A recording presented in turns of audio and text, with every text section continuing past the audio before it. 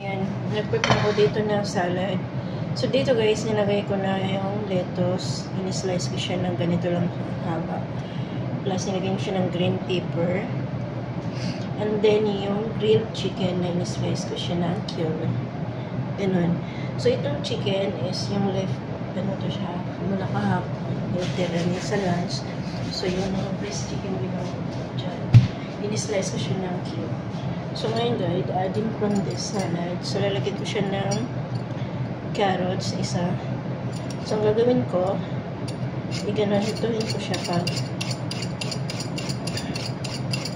hindi ko siya ikakat, hindi ikaganito. Parang gamitin siya ng flavor.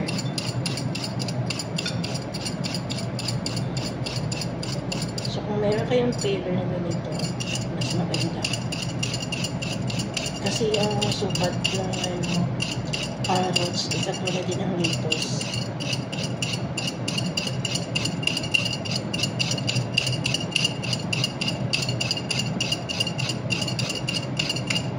Plus, nilagyan ko siya ng cucumber, isang piraso. Tama na to. So, ang next na ilalagay ko dyan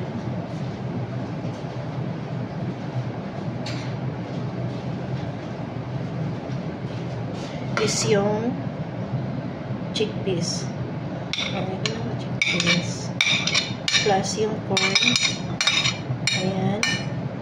So, ngayon, mag-mix ako ng lemon para sa kanyang sauce. So, ganito po siya magiging kinalabasan niya. And then, maglagay ako ng isang pirasong avocado. So, ayan na yung avocado. And then, mag-mix ako ng dressing niya. Lagay na ako dito ng isang lemon. I-squeeze ko lang siya.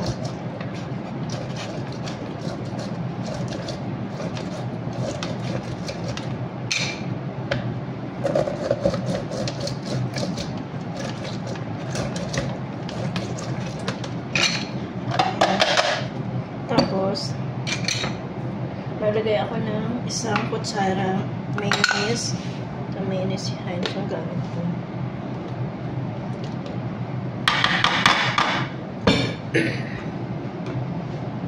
Tapos, almost 1 tablespoon din na mustard. Ayan. Tapos, maglagay ako dyan ng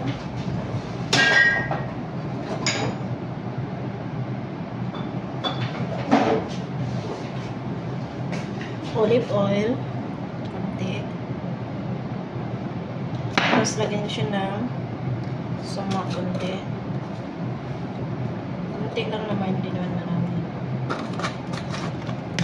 Tapos, i-mix ko siya.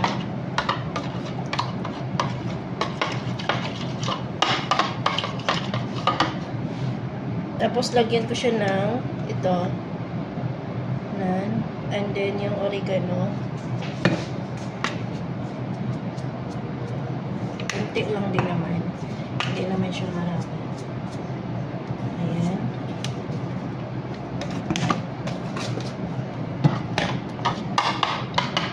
Tapos, kailangan mo siyang may-mix.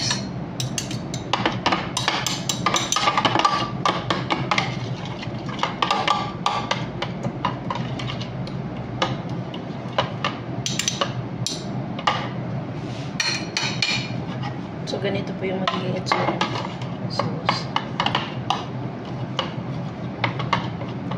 Tapos, since wala naman tayong honey, ilalagay. Ang gagawin natin, ilalagay natin itong molasses. Ayan. So, ito po yung ilalagay ko instead of honey. Kasi ito siya, so sugary din to. Then, lagyan natin siya ng konting balsamic.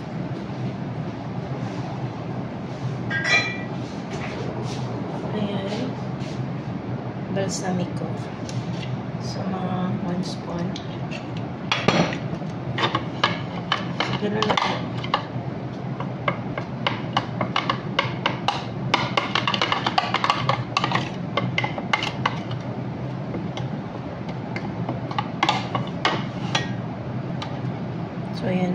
dinagdag ko yung balsamic plus tong molasses. Ayan. I-mix mo lang siya ng i-mix para mahalo ka na mahalo.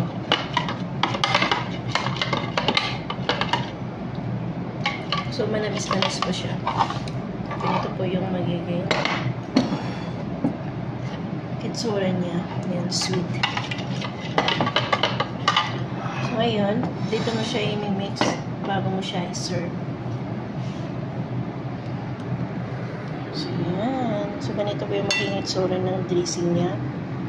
Lagay mo yun dito sa salad.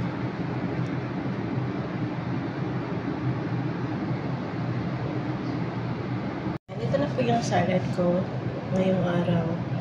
So, nag-slice ako dyan ng lettuce, cucumber, green pepper, plus nilagyan ko siya ng chickpeas, and then carrots, tapos corn, and then yung grilled chicken, plus avocado. Tapos ito yung aking dressing na ilalagay dito.